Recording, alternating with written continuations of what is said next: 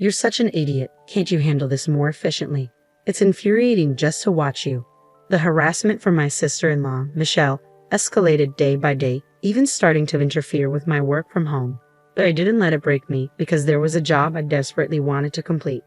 My name is Amanda Smith, 29 years old, working as a contract employee for a certain company. I live modestly with my dad, who takes over the household chores to relieve my busy schedule. He races through life without a break, raising me on his own. Gradually, I wanted to ease his burden a bit. When I was still in elementary school, my dad placed his large hand on my head and said, "You don't have to try so hard with the housework. Use your time as you like. That makes me happier." Dad was always kind and generous, no matter how tired he was. Secretly, I wished for his happiness. I hoped Dad would find great happiness someday. This small wish came true a few years ago when Dad's new wife, Barbara, entered our lives. Barbara, with her daughter Michelle, moved into the house where Dad and I lived. Barbara was honest and kind-hearted, a wonderful woman. In contrast, her daughter Michelle was prideful and cunning. It didn't take long for Michelle, initially quiet and reserved, to show her true colors. One day, as usual, I prepared lunch for Dad and sent him off to work. Barbara was away on a business trip since yesterday, and Michelle, a college student, should have had lectures today. I decided to prepare her lunch before she woke up. Even with 4 in the family, I still managed all the household chores. Working from home gave me some flexibility, and I didn't mind cleaning or cooking. It was a nice break from work, refreshing my mind. Barbara, now my stepmother, often said she felt bad having me do everything, but I assured her I enjoyed it.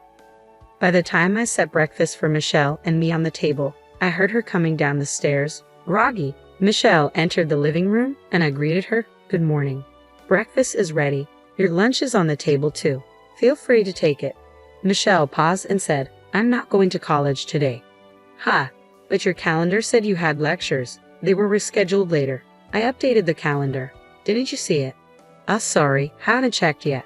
In our house, where lifestyles greatly differ, we decided to write down schedules on a shared calendar. I'm still not used to this new habit, and sometimes I forget to check. Michelle sighed heavily and muttered, "You're really clumsy," before returning to her room. I didn't take her words too seriously, assuming she was just cranky from waking up. 2 weeks passed since then. After days of relentless rain, it finally cleared up on a sunny Saturday morning. Feeling refreshed, I was hanging laundry when I sensed Michelle, who had slept in, getting up. But something was off. She rushed from the bathroom to the upstairs, then hurried back down, looking around the living room. "Hey, where's my skirt?" Michelle's demanding tone was suddenly directed at me. "If you mean the one in the laundry basket yesterday, I'm about to hang it." "No, the one I asked you to wash separately 2 days ago. I told you at dinner, remember?" "Oh, that one. It had a small tear, so I decided to mend it before washing separately. I finished mending it last night, and it's in the washer now." "What? Didn't you listen to me? I said I needed it washed early because I'm wearing it today. Are you even listening?" I was at a loss for words. Indeed, she had asked to wash that long skirt separately, but I wasn't informed she needed it today. I recalled our conversation from 2 nights ago. "I want to wear it next Saturday, so please wash it by then." "Next Saturday isn't next week." Yeah, don't make me repeat myself." Michelle ended the conversation abruptly, playing with her phone. That's when the misunderstanding occurred, and it was Michelle who hadn't listened properly. Though I had no reason to be blamed, I didn't want to argue and said, "Sorry, I misunderstood the date." But Michelle, standing before me, glared with a disdainful look. "Think an apology solves everything. This is why I hate dumb people. Having a high school graduate sister is just unbearable. Can't even manage household stuff properly." Michelle attends an elite university known nationwide. Our worlds are different, yet I had hoped we'd get along now that we're family. "Just to be clear, I never thought of you as family from the start," Michelle said mockingly with a disturbing smile. Seeing that expression, I realized our differences might be harder to bridge than I thought.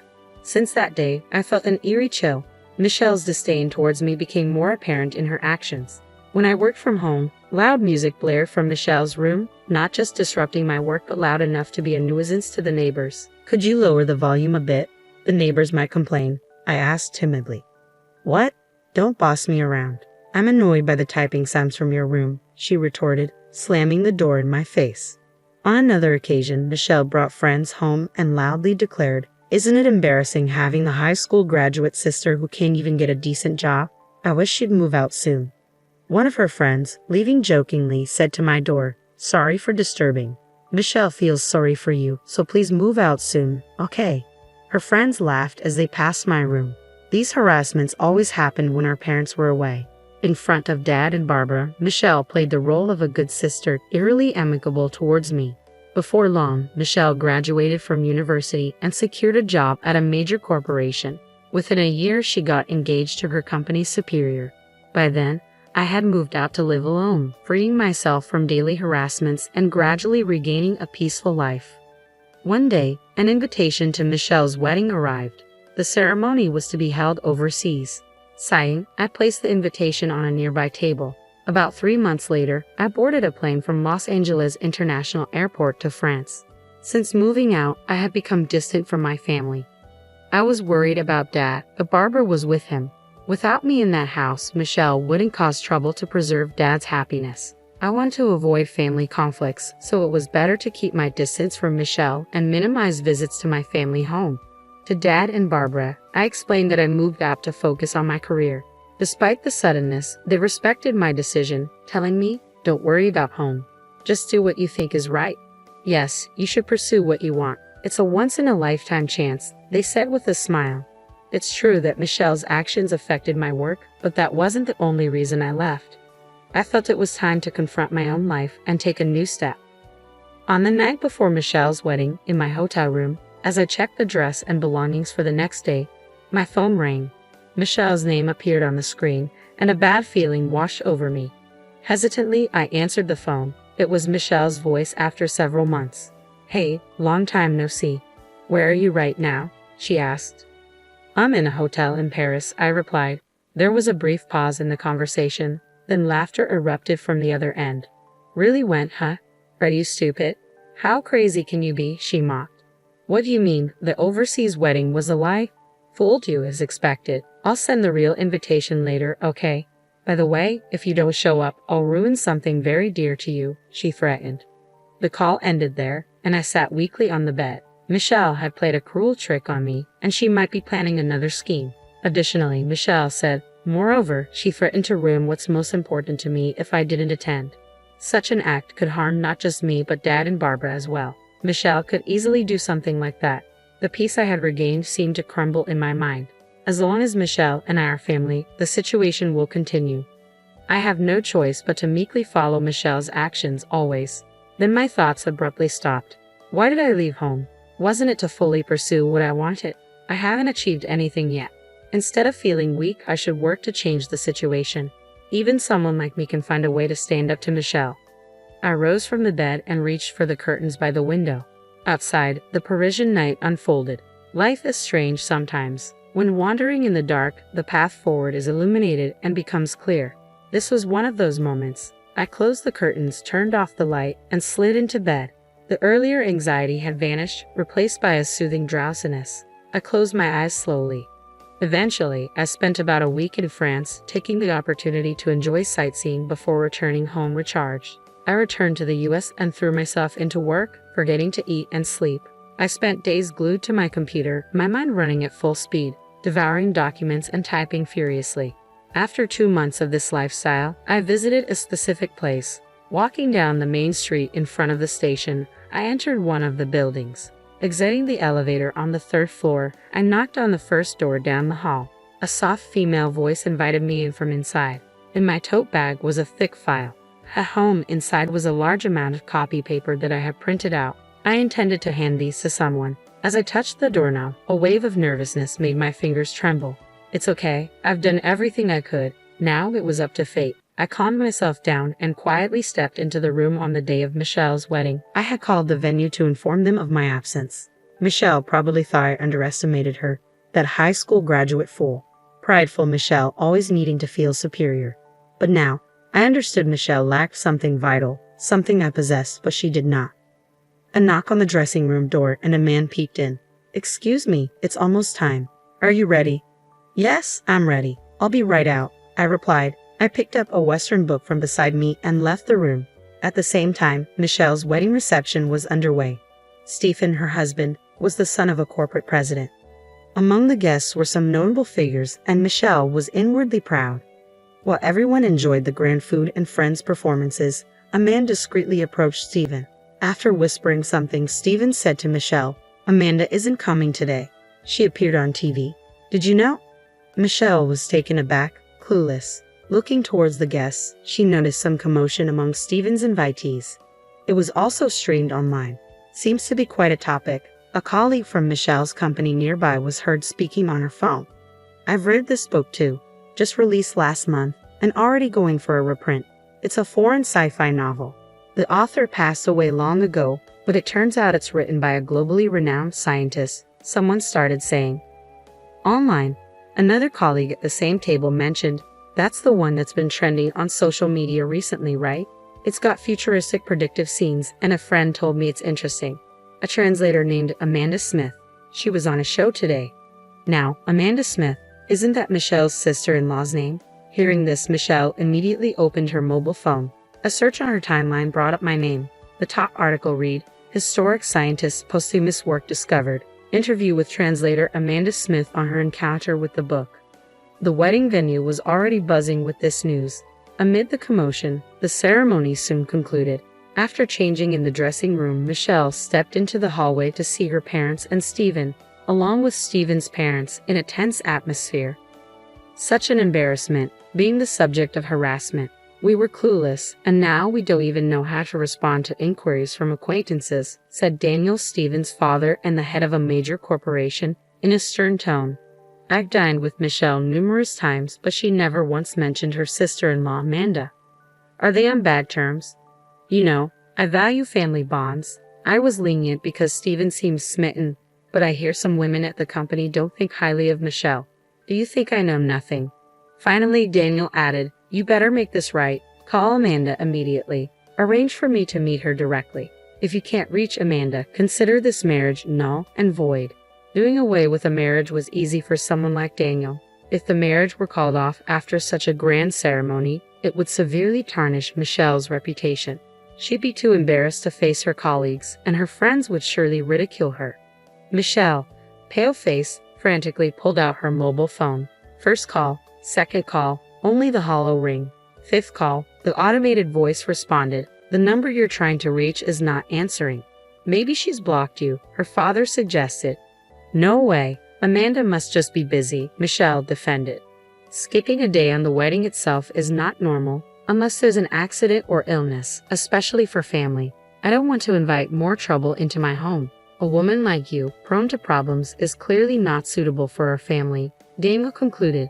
"But the ceremony is already over, Steven. Don't just stand there. Say something." Michelle looked at Steven with her characteristic pleading eyes. But Steven turned away, refusing to look at her. At that moment, Michelle realized something.